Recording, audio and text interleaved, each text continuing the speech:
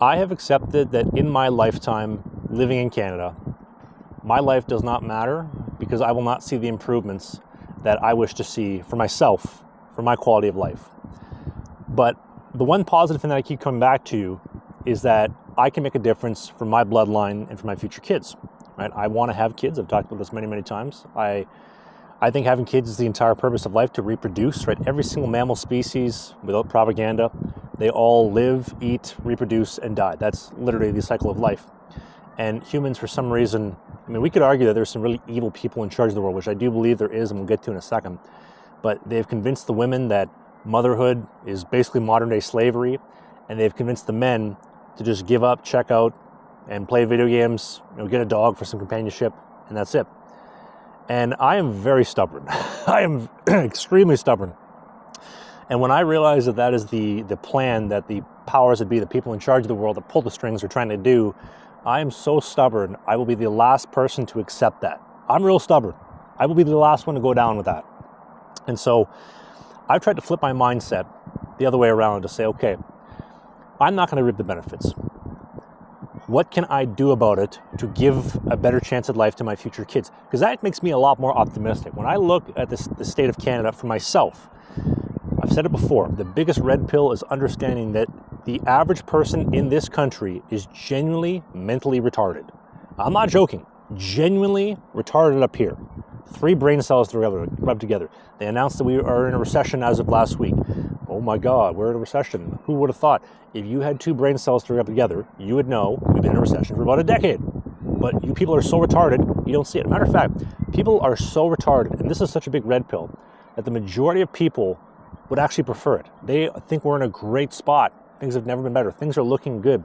And for the longest of time, I thought, it's BS. There's no way these people exist, because the people that I surround myself with do not subscribe to this mentality. We look at things very, very, very differently.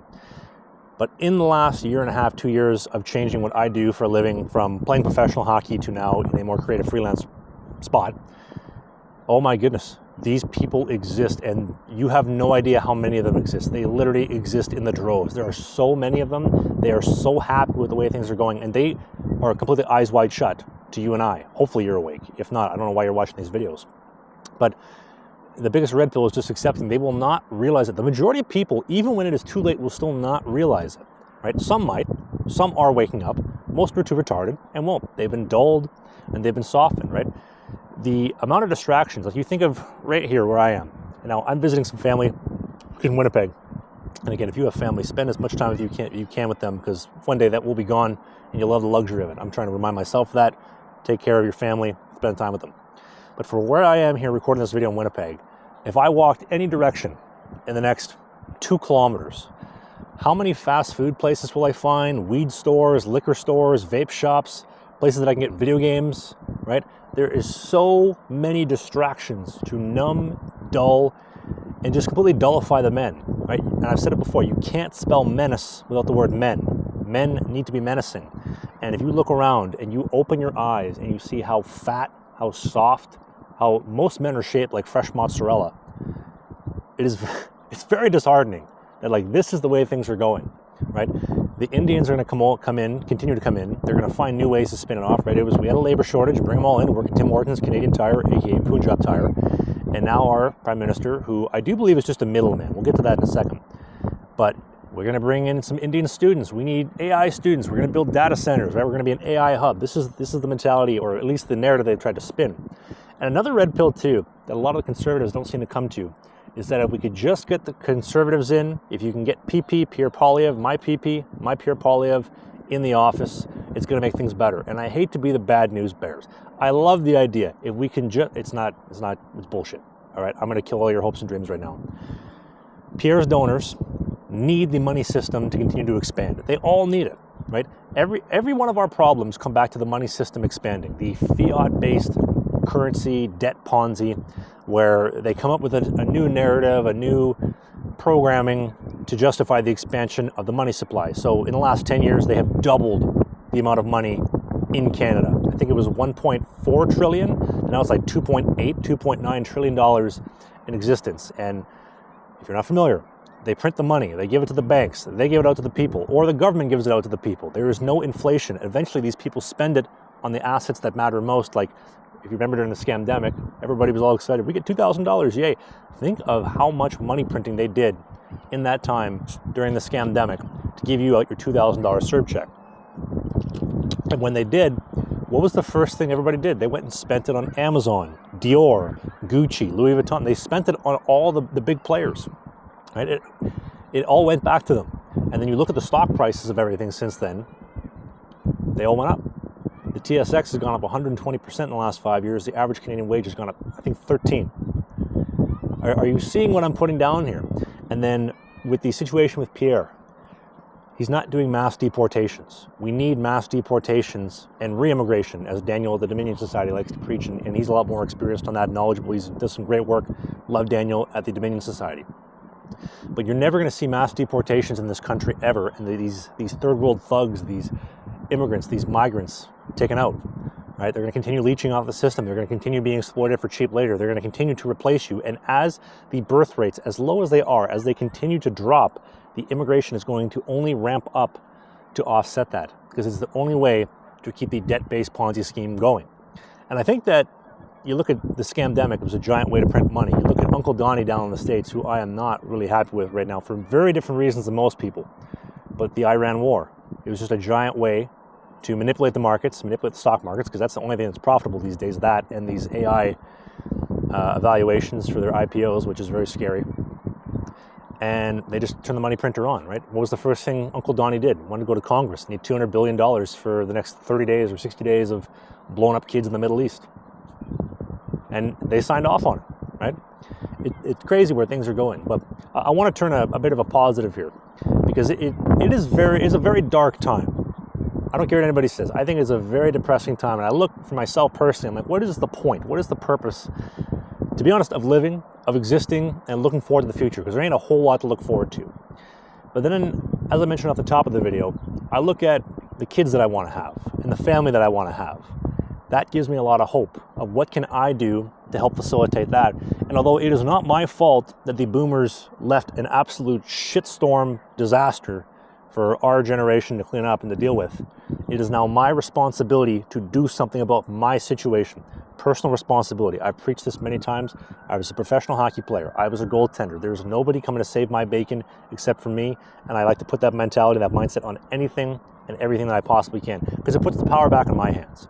If I go pointing the fingers, it's the liberals, it's this, I can't do anything about it. But if I point it at me, what can I do? I have control and I have power over my life. Nobody else. So when it comes to having family, obviously you need a woman. And it's unfortunate that the politicians have hijacked marriage and just turn it into a way to extract resources from the male, transfer them to the female, and turn the male into a tax cattle, as you are paying for her lawyer and the entire system and pay taxes on that.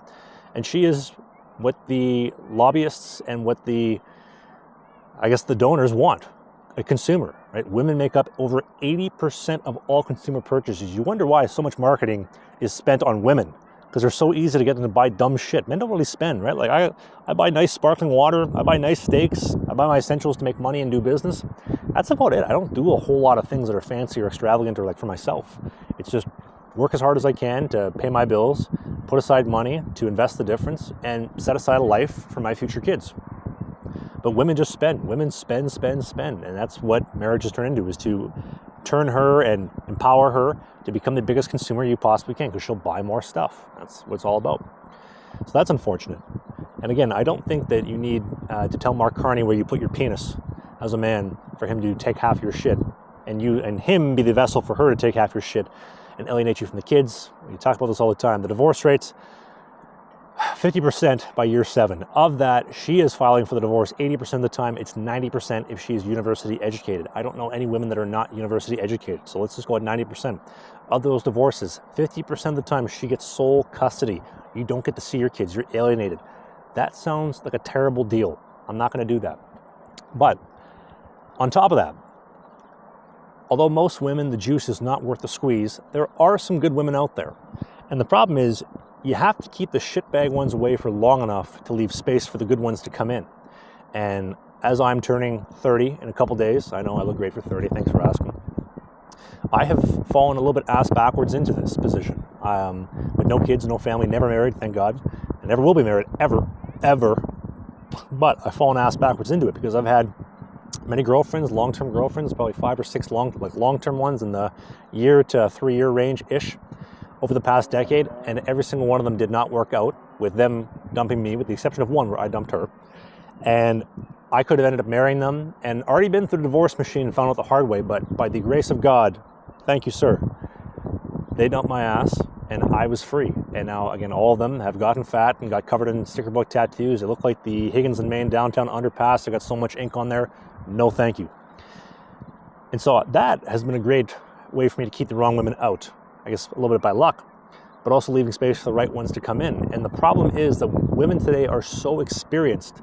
The only way to keep them out, because most men, well, she touches my pee-pee, my Pierre Polyev, I guess I'm going to marry her. This one seems like a good option. Most women don't give me the time of day. I'm very fortunate. I was a professional athlete. I am tall, handsome, humble, and sexy. I have a lot of things going for me that have helped me in that not being faced with the same problems that a lot of people are. I do face them, don't get me wrong. I'm not Chad-proof, but it's a problem. And also too, this is another thing, before I get too off topic, women don't need your resources anymore, right? They've been empowered. They go to university. They have their degrees. They have their own money. The idea of being a provider, a breadwinner, is basically useless. You wonder why this whole looks maxing thing has taken off so much, because it's the only thing that women don't have. They have their vibrators and their dogs, but they still want a Chad. They still want a feeling. They still want an experience. My goodness. The amount of women that I have dealt with over the years where they have made exceptions to the rules for me. They have broken them. They have said, I'm looking for some fun. Your dating app says you're looking for something serious. You're looking for Mr. Forever. Well, you look like fun. That's okay. I still have plenty of time. Like, it is, like, the hypergamy is on steroids. It is crazy. And that's the only thing that you really can offer as a man today is, I guess, some security of putting her in her place, telling her how it's going to be, and also looking the part, being the Disney fairy tale, the tall, handsome, humble, strong, muscular, sexy that she wants. That's really all there is left to offer women, because they have everything else. And, excuse me, while, again, most women are not worth the time of day, you keep the wrong ones out for long enough, and you use the other ones as recreational use, you use them for practice, you get your reps in, you get your touches, and you begin to build that experience to sort the good through the bad, you'll have a lot easier time finding the good ones. I found that being very helpful myself. And people are going to comment. I've seen them comment in other videos. Well, that's a double standard. That's not very nice. What? Listen, I can't save the world. Women are going to be women. The sun is going to be hot. Water is going to be wet. The politicians are going to steal. If women are going to be indoctrinated and subscribing to this liberal feminist belief, whatever. I'm going to get my reps in. It's a double standard for a reason. There's a reason men are celebrated for being studs and women are shamed. Life is full of double standards. Get used to it. Crazy that I have to explain this. But we've gone so far off the deep end. Common sense is just not so common anymore. Anyway, point being is that you leave space for the good ones. And there are good women out there. You can find them. Now, you find a good woman. Now what are you going to do? You got to have kids. You got to find a way to make things work. And I look at this as, okay, we live in this epidemic of lack of men, of lack of fathers being involved, especially in women's lives. I could write 10 books on the experiences that I've had with women where if their father had been the man that they needed to be, we would not be having this interaction. The amount of daddy issues is insane in today's women.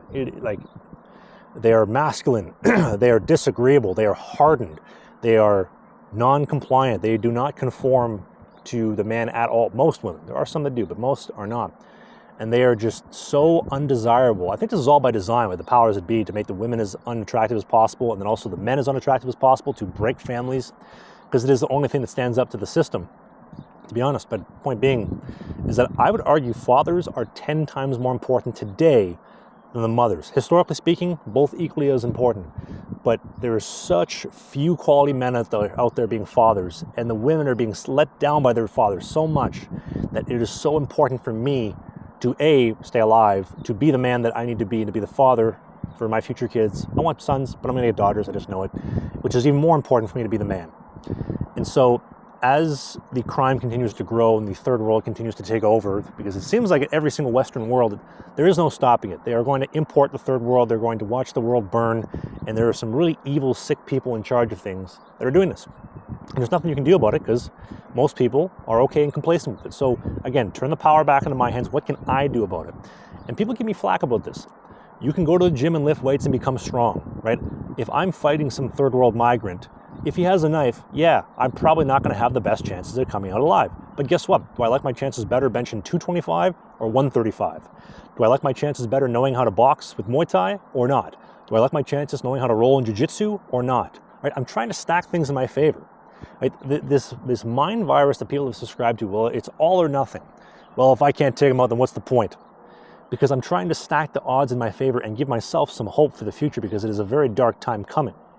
And those may just be enough to keep me alive in one of those instances. So for example, over in the UK, the Henry Novak situation, absolutely sickening if you are not familiar with it. Also, the Austin Metcalf situation in California, that is also disgusting what that black kid did. Stabbing him, asking the officers if he can plead self-defense, playing racism. Both situations playing the racist card, which doesn't have any power today, thank God.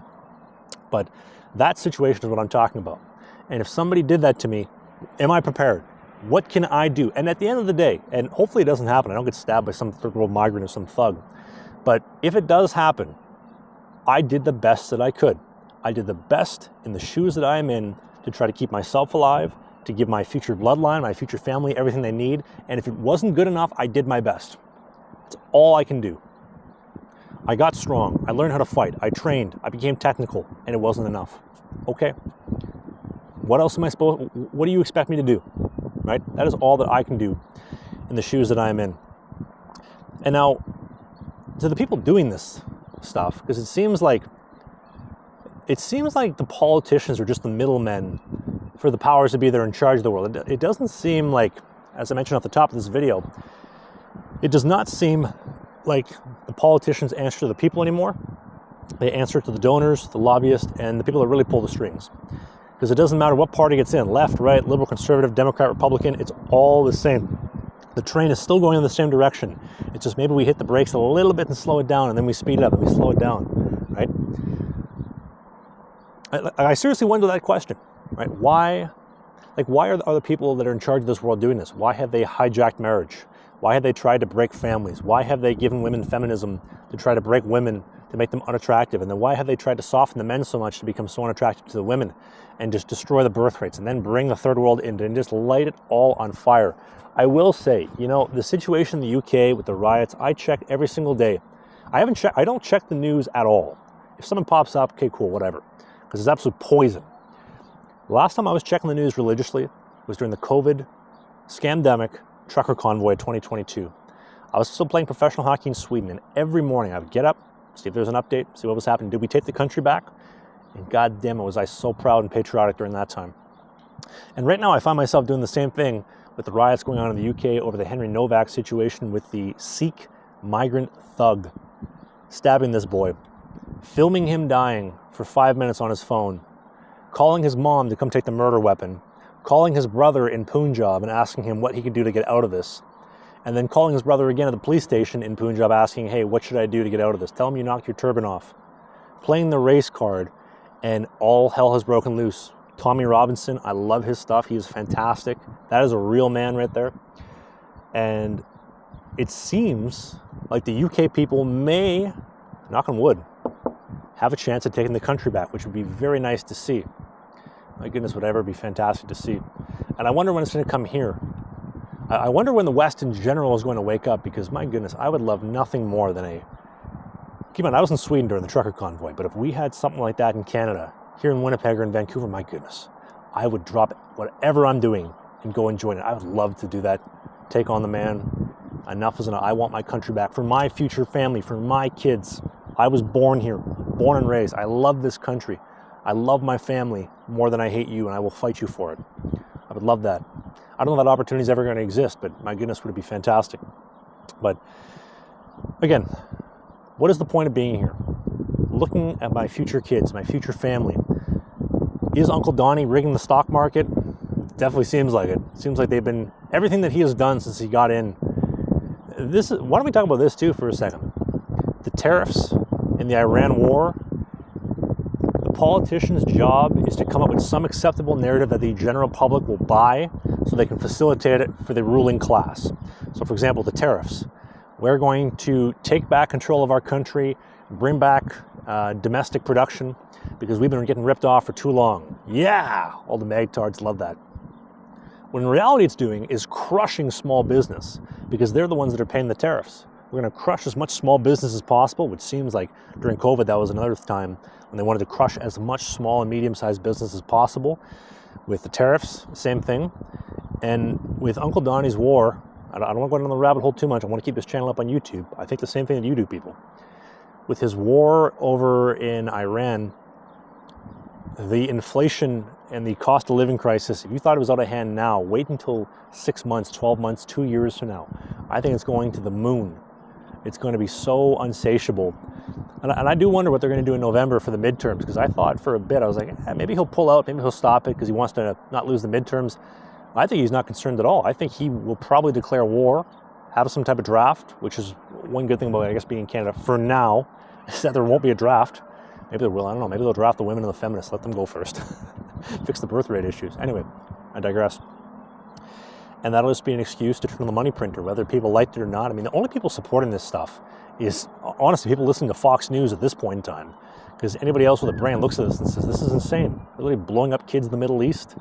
They're going to do a war that nobody wanted. There's no justification. I mean, how 2 weeks away are they, right? If you know it, they're 2 weeks away from being 2 weeks away. They're really 2 weeks away. If you've seen the meme, you get what I'm talking about. But it just seems like the politicians are just the middlemen to the people that really are in charge and call the shots. And it doesn't seem like there's much that you can do about it. It's frustrating. But again, what can I do for my future kids? And I don't know everything. I do sometimes, present as maybe I know a lot more than I do. I don't. I'm learning like everybody else.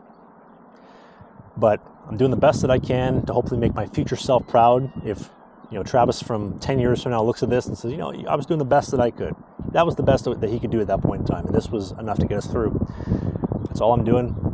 I'm just like you. I'm getting tattooed in the market with Bitcoin. We're getting crushed with Bitcoin the last little bit. My goodness. I knew I should have sold it all off in September. Hit that all-time high. Gold too. Been taking a nice little haircut, unfortunately. But it does seem with the inflation that is going to be coming with the giant money printer turn on.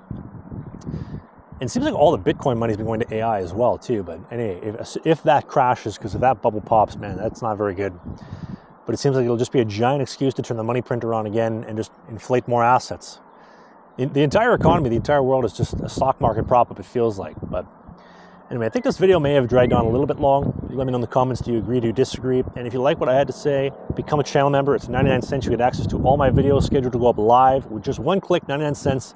Support the content creation like this. I don't really like the YouTube channels that come out and just bitch and moan, bitch and moan, bitch and moan. What are you going to do about it? Let's talk about some solutions, right? We are men. Men are problem solvers. They're troubleshooters. What are we going to do to solve the problem? Can't solve every problem, but what can we do to solve our problem in the shoes that we are in? Please, people, comment section as well. Let me know. Did I miss something? Did I hit the nail on the head? Do you agree? Do you disagree? Thank you for watching, and I will see you in the next episode.